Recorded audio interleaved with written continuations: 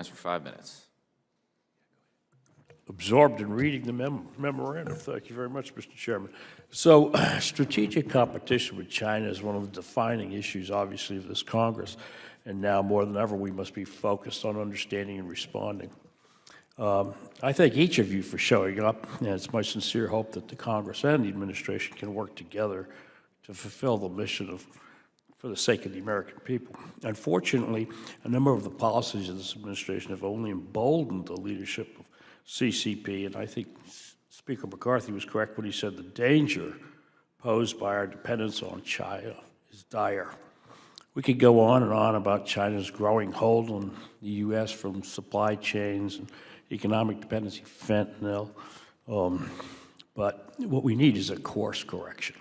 However, today I want to consider one of the very real threats China poses to some of our allies and friends, specifically those in the Indo-Pacific region, the Pacific Island nations. The U.S. relationship with the Pacific Islands was forged 80 years ago when millions of Americans left their homes to fight for freedom on the beaches of Tarawa and Peleliu and in the jungles of Guadalcanal and Bougainville.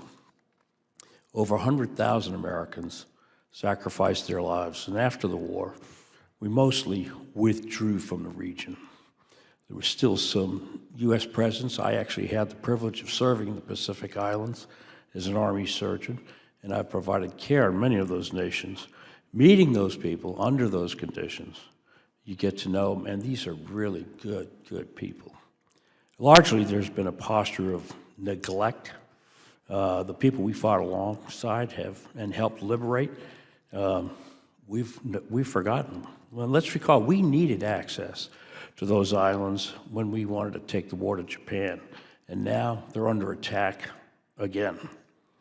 The poster, do we have our poster? Good. The poster just gone up on the screen behind me illustrates how the CCP has infiltrated our friends in the Pacific Island nations. The countries in red recognize Beijing. Countries in green recognize Taiwan. There used to be a lot more green. If a country recognizes Taiwan, that means it doesn't have a Chinese embassy there. As you likely know, these embassies act as hubs and incubators for malign activities. That's why we closed our Houston consulate in 2020. The CCP is counting on the U.S. to remain passive in these countries so that they can take over. The islands are just as valuable strategically to China as they were to Imperial Japan. The CCP is launching a new kind of attack, mostly on the political warfare front, but the effects on the ground are very, very real, and they include economic dependency and social destruction. This is China's greater new wall, Greater Wall of China. We're obligated to remember our bonds with the good people of Pacific Islands, to rebuild these bonds, and to work with them to defeat the attack on their freedoms and, quite frankly, our strategic interests.